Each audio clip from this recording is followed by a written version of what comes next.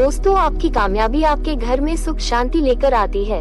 आपका हमेशा मुस्कुराना, हमेशा प्रसन्न रहना और स्वस्थ रहना जीवन की बेहतरीन खुशियाँ देता है और आपको इस दुनिया का सबसे सुखी इंसान भी बनाता है। आज की जो कहानी मैं आपको सुनाने जा रहा हूँ, इस कहानी में सारी दुनिया का ज्ञान समाहित है और सभी मुसीबतों का समाधान भी है। इसीलिए इस कहानी को आखिर तक जरूर सुनिए। बहुत समय पहले की बात है। एक छोटा सा नगर था। उस नगर में एक बहुत ही धनी सेठ रहा करता था। उस धनवान सेठ के पास कहने को तो सब कुछ था, किसी चीज की कोई कमी नहीं थी। उस धनवान सेठ ने अपने जीवन में बड़े बड़े मुकाम हासिल किए थे। उसने अपने जीवन में कई सफलताएं प्राप्त की थी। वह जिस नगर में भी व्यापार शुरू करता तो उसे सफलता मिलना निश्चित था। वह अपने जीवन में कभी भी हारा नहीं था। उसको व्यापार भी खूब जोरों से चल रहा था। उसके पिताजी ने उसे ऐसी 4 बातें बता रखी थी जिसका वह नियमित पालन करता था और उन्हीं बातों का अनुसरण किया करता था और उन्हीं बातों की वजह से उसका जीवन बड़ा सुखमय चल रहा था। ऐसे ही काफी समय बीत गया और वह धनवान सेठ काफी बुढ़ा हो चुका था। अब उसे लगने लगा था कि मेरी मृत्यु बहुत नजदीक है, मेरी मृत्यु कभी भी हो सकती है। और वह जानता था कि उसका बेटा बहुत भोला है, बहुत नादान है, उसे अभी दुनियादारी की समझ नहीं है।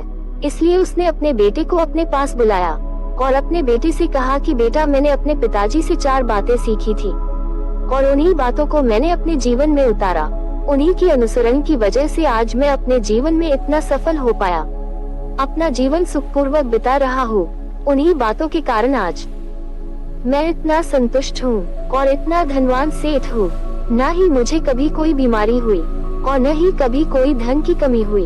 और तुम देख पा रहे हो कि मैं इस नगर का सबसे धनवान आदमी हूँ। लेकिन आज मेरे पास जो कुछ भी है मैं उससे संतुष्ट हूँ, मैं खुश हूँ। लेकिन मैं चाहता हूँ कि तुम मुझसे भी आगे बढ़ो, तुम और नाम कमाओ, तुम और धन कमाओ, लोग तुम्हारे बारे में जाने, तुम्हें पहचाने, क्योंकि हमारा समय कुछ और था और तुम्हारा आने वाला समय कुछ और ही है। उस धनवान सेठ ने अपने बेटे को अपने पास बुलाया और उससे कहने लगा, आज मैं तुमको दुनिया की ऐसी 4 महत्वपूर्ण बातें बताने जा रहा हूँ जो मुझे मेरे पिताजी ने बताई थी और इसी के कारण आज मैं इतना सफल हूँ।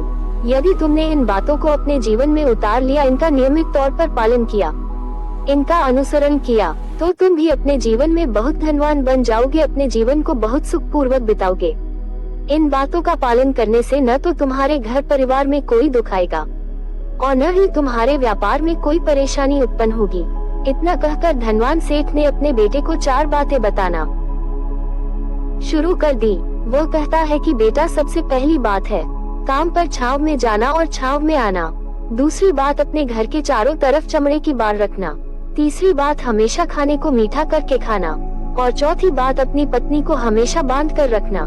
इतना कहकर वह धनवान सेठ निश्चिंत हो चुका था। वही जानता था कि उसका बेटा बहुत भोला है, वह अपने पिता की बात अवश्य मानेगा और इन सभी 4 बातों को अपने जीवन में उतारेगा और इसका पालन भी करेगा।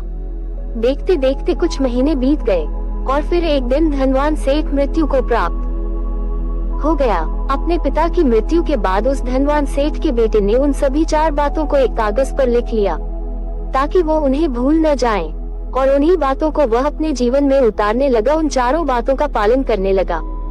सबसे पहली बात जो उसके पिता ने उसे कही थी कि छांव में जाना और छांव में काम से वापस आना, तो उसने अपने घर से लेकर अपनी दुकान तक पूरे रास्ते पर टेंट लगवा दी, क्योंकि उसके पास बहुत पैसा था और उसे कोई रोकने वाला भी नहीं था। जब भी कोई उससे पूछता कि आखिर तुमने ऐसा क्यों किया, तो वो उसके जवाब में इतना ही कहता कि मेरे पिताजी ने मुझसे ऐसा करने को कहा था। इसके बाद उसने अपने पिता की अगली बात का पालन किया। उसने अपने घर के दोनों तरफ चमड़े की एक दीवार खड़ी करवा दी। इसे देखकर आसपास के लोग बहुत क्रोधित हो गए। ये लोग उससे झगड़ा करने पर उतारू हो गए।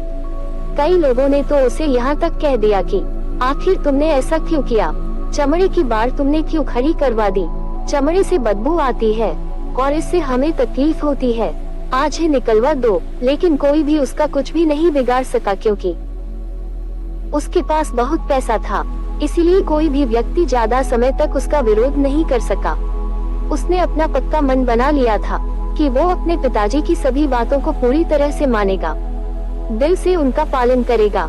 उसके पिता ने उसे तीसरी बात कही थी कि खाने को मीठा करके खाना, जिसके कारण वह हर रोज अपनी पत्नी से कुछ खाने में मीठा ही बनवाता था। कभी सेवई तो कभी खीर तो कभी हलवा तो कभी मिठाई, हमेशा यही सब खाता रहता। और उसके पिता ने उसे चौथी बात जो करने के लिए कही थी कि अपनी पत्नी को हमेशा बांध कर रखना, जिसके कारण वह हर रोज अपनी पत्नी को रस्सी से बांध कर रखता था। ऐसे ही कई दिन बीत गए और देखते देखते उस सेठ के बेटे का जीवन धीरे धीरे बर्बाद होने लगा था, क्योंकि उसने अपने पिता की सभी बातों का गलत मतलब निकाला था और वह उसी के अनुसार उनका पालन कर रहा था। देखते देखते ही उसका इतना बड़ा व्यापार अब ठप होने लगा था। उसके यहाँ ग्राहकों की संख्या कम होने लगी थी, क्योंकि जब उसका मन करता था तब वो दुकान जाया करता था और जब उसका मन करता तो वह दुकान बंद करके वापस अपने घर लौट आता था। उसका अपने पिताजी के इस कारोबार में मन नहीं लगता था। इस कारण उसके सारे ग्राहक अब उससे नाराज होने लगे थे। उसके सारे ग्राहक अब एक एक करके उस दुकान को छोड़ते चले जा रहे थे। इसी कारण से उसका पूरा व्यापार ठप हो चुका था। जिस व्यापार को खड़ा करने में उसके पिताजी ने खून पसीना एक कर दिया था, उस व्यापार को उसने कुछ ही महीनों में पूरी तरह से बर्बाद कर दिया था। अब उसका धंधा बहुत कम हो चुका था, जिसके कारण वह बहुत परेशान रहता था, वह बहुत चिंतित रहता था और इसके साथ ही उसने अपने घर के चारों तरफ चमड़े की दीवार खड़ी कर दी थी।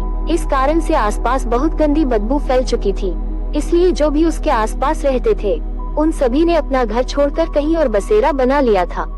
चमड़े की बदबू के कारण उसके घर में कोई नहीं आता था, यहाँ तक कि उसके मित्र और रिश्तेदार भी उसके घर आने में कतराते थे। लेकिन अब भी उसे समझ नहीं आ रहा था कि आखिर ये सब हो क्यों रहा है। वह बहुत परेशान रहने लगा था और हमेशा मीठा भोजन किया करता था, जिसके कारण उसका वजन बहुत ज्यादा बढ़ चुका था और इस मोटापे के कारण उसके शरीर में न जाने कितनी सारी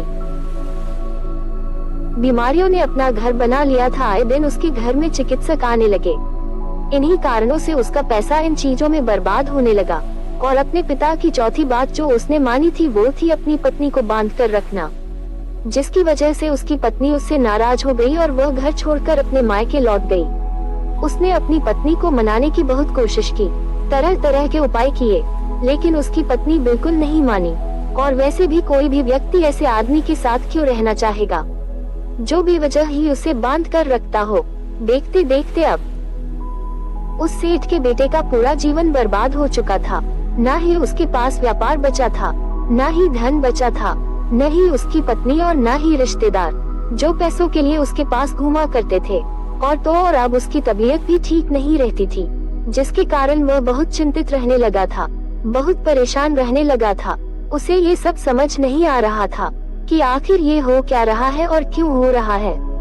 इन सभी बातों को लेकर बहुत परेशान रहता और मन ही मन अपने पिताजी को कोसा करता, पिताजी आपने तो मेरा पूरा जीवन बर्बाद कर दिया। आपकी उन 4 बातों के कारण मुझसे सब कुछ छिन चुका है। न तो मेरे पास व्यापार रहा, न ही धन दौलत, न ही रिश्तेदार, न ही पत्नी, और यहाँ तक कि मेरा स्वास्थ्य भी ठीक नहीं रहता। आप ही के कारण मेरा पूरा जीवन बर्बाद हो चुका है। यदि मैंने आपकी 4 बातें ना मानी होती, अपने जीवन में उनको ना उतारा होता, तो आज मैं सुखमय जीवन जी रहा होता।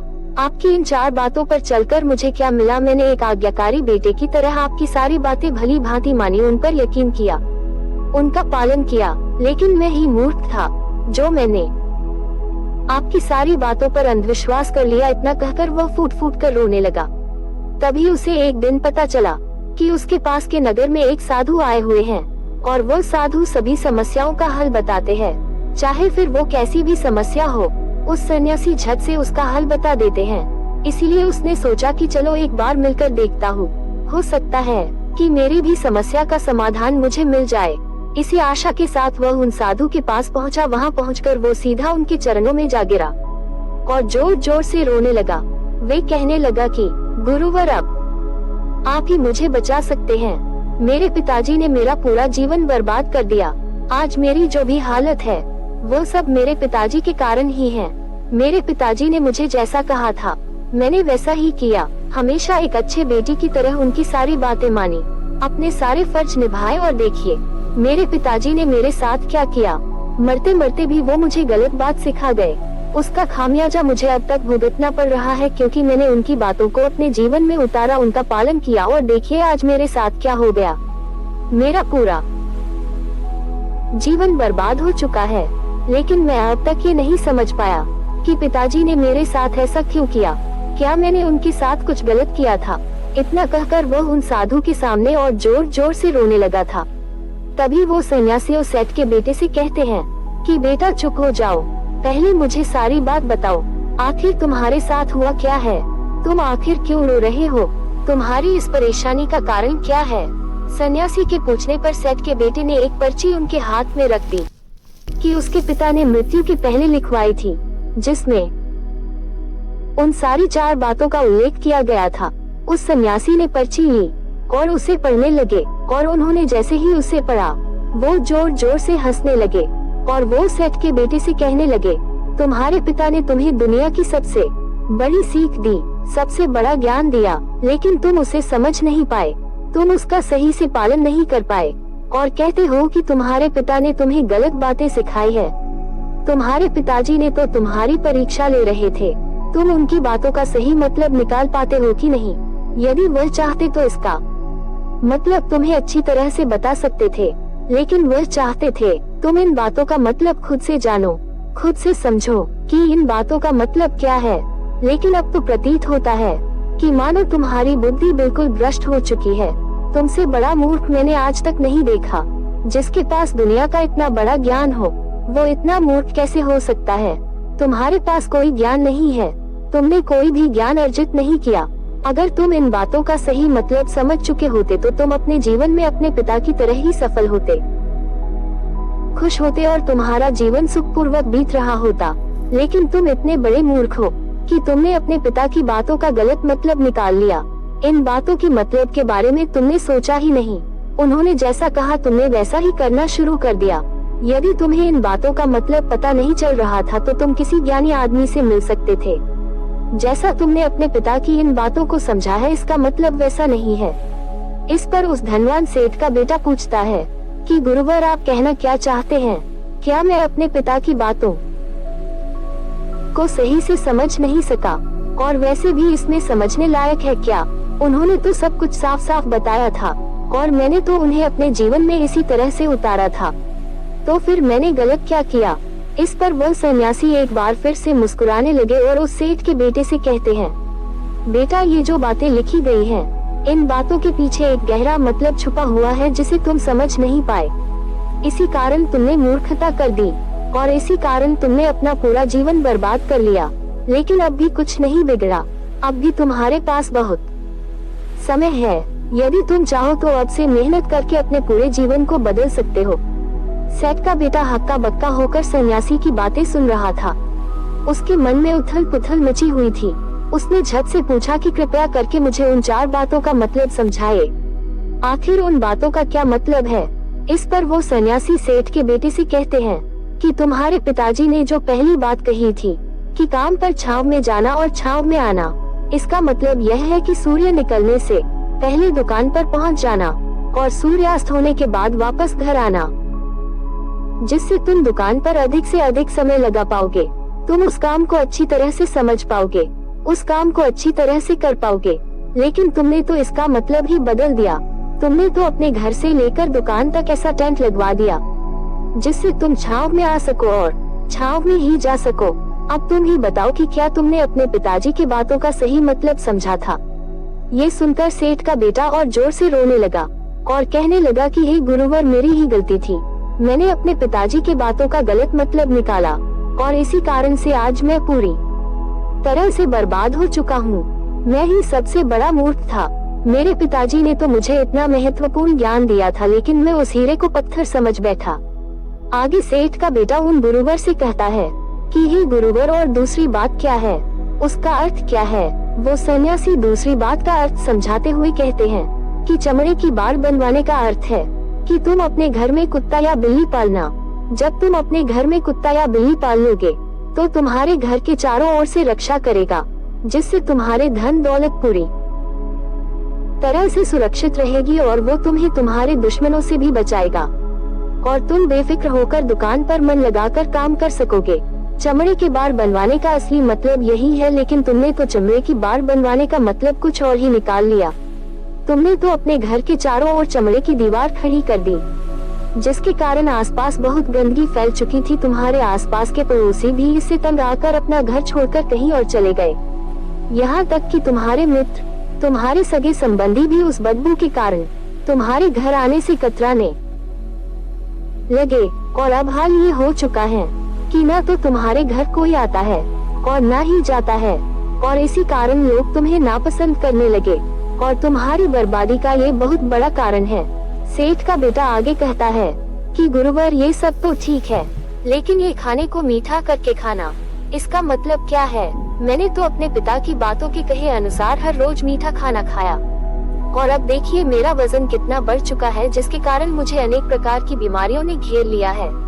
क्या मैं इस बात को भी गलत समझ रहा था? इस पर वह सन्यासी सेठ के बेटे से कहते हैं कि हाँ, तुम इस बात को भी गलत समझा है। मीठा करके खाने का मतलब है कि जब भी तुम्हें तेजी से भूख लगे तभी तुम्हें भोजन करना है, ना उसके पहले और ना उसके बाद। क्योंकि यदि तुम्हें भूख नहीं लगी है और तुम्हें भोजन मिल जाए तो तुम उस भोजन की कभी कद्र नहीं करोगे। वह रोटी तुम्हें कभी मीठी नहीं लगेगी, फिर चाहे वह भोजन कितना भी स्वादिष्ट क्यों ना हो, उसकी कद्र तुम कभी नहीं करोगे। लेकिन जब आदमी को जोरों से भूख लगी हो तो उसके सामने यदि सूखी रोटी भी हो तो उसे वह बहुत पसंद करता है, पूरे मन से उसे खाता है, उसे प्रेम पूर्वक खाता है, उसका आदर करता है, उसका सम्मान करता है, और रोटी उसे खाने में मीठी लगती है। इसीलिए तुम्हारे पिताजी ने कहा था कि भोजन मीठा करके खाना, जिससे तुम्हारा स्वास्थ्य भी अच्छा रहेगा। क्योंकि जब एक व्यक्ति को भूख लगी होती है, उस समय जब वो खाना खाता है तो भोजन उसके शरीर में अमृत के समान काम करता है, और वहीं पर जब किसी आदमी को भूख न लगी हो और ऐसे समय पर भोजन करे तो वह भोजन विष के समान होता है। लेकिन तुमने तो इस बात का भी गलत मतलब निकाल लिया और तुम हर रोज मीठा खाने लगे। तुम्हारा वजन बढ़ने लगा और अब तुम्हारा स्वास्थ्य भी बिगड़ चुका है, और यही तुम्हारी तीसरी गलती थी जिससे तुम्हारा जीवन बर्बाद हो रहा था। सेठ के बेटे ने चौथी बात का मतलब पूछा कि अपनी पत्नी को हमेशा बांध कर रखना, इसका अर्थ क्या है? क्या मैंने इसका भी गलत मतलब निकाला था? इस पर सन्यासी कहते हैं कि हाँ बेटा, अपनी पत्नी को बांध कर रखने का मतलब यह नहीं है कि तुम हर रोज उसे रस्सी से बांध कर रखो, बल्कि इसका मतलब तो यह है कि जब भी तुम दोनों के बीच में कोई मतभेद हो जाए, कुछ नोक-झोंक हो जाए, तो तुम अपनी पत्नी पर हाथ मत छोड़ो। जब तक एक स्त्री का पति उसके साथ रिश्ते में बंधा होता है, तब तक वो अपने रिश्ते को पूरी तरह से निभाने की कोशिश करती है, और ऐसे समय पर यदि तुम्हारे बीच कुछ नोक-झोंक हो जाए, कुछ गलतियां हो जाए, और ऐसे समय पर तुम अपनी स्त्री पर हाथ छोड़ते हो तो वो तुम्हें छोड़कर चली जाएगी। लेकिन इसके विपरीत अगर तुम हाथ नहीं छोड़ते तो वो तुम्हें कभी छोड़कर नहीं जाएगी। इसलिए इसका मतलब यह नहीं है, जो तुम समझ रहे हो सही मतलब समझोगे तो तुम्हारा जीवन खुशहाली से भर जाएगा। तुम्हारे पिताजी ने जो तुम्हें ज्ञान दिया था वो दुनिया का अद्भुत ज्ञान था, लेकिन अपनी मूर्खतावश तुमने उस ज्ञान का गलत मतलब निकाला, और जिसका नतीजा आज तुम्हारी पत्नी तुम्हें छोड़कर जा चुकी है। तुम्हारे कोई मित्र, तुम्हारे रिश्तेदार तुम्हारे घर नहीं आते हैं, और साथ ही साथ तुम्हारा व्यापार भी चौपट हो चुका है। अब तुम्हें इन बातों का सही मतलब समझ में आ चुका है। अपनी पत्नी से जाकर माफी मांगो, अपने घर में से चमड़े की बाड़ हटाओ, और हमेशा अपनी दुकान पर सूर्योदय से पहले जाना और सूर्यास्त होने के बाद घर वापस आना, ताकि तुम ज्यादा से ज्यादा समय अपने व्यापार को समझने में दे सको। और इस प्रकार के अगर तुम कार्य करोगे तो तुम्हारा जीवन हमेशा सुखपूर्वक रहेगा, हमेशा खुशहाली से भरा रहेगा। खाना तभी खाओ जब तुम्हें बहुत तेज भूख लगी हो, ताकि तुम उस खाने की कद्र समझ सको, उसका सम्मान कर सको। इस तरह तुम्हारा स्वास्थ्य भी ठीक रहेगा और तुम्हारे जीवन में कोई परेशानी नहीं आएगी। तो आज से ही इन बातों का सही से पालन करना शुरू करो, ताकि तुम्हारा जीवन फिर से अपनी धारा पर आ सके। अपने पिता की तरह तुम भी सुखपूर्वक अपना जीवन बिता सको, उन्हीं की तरह तुम नाम और सम्मान कमा सको। इसके बाद सेठ का बेटा उस सन्यासी को कोटि कोटि प्रणाम करके उनके चरणों में नतमस्तक होकर वहां से प्रस्थान कर जाता है, और सबसे पहले अपनी पत्नी को अपने मायके से वापस लेने के लिए जाता है। तो दोस्तों कैसी लगी आपको ये कहानी कमेंट सेक्शन में जरूर बताना, और अच्छी लगी हो तो इस चैनल को सब्सक्राइब करके नोटिफिकेशन बेल को जरूर प्रेस कर देना। तो मिलते हैं ऐसी एक और कहानी में, तब तक के लिए अपना ख्याल रखें। धन्यवाद।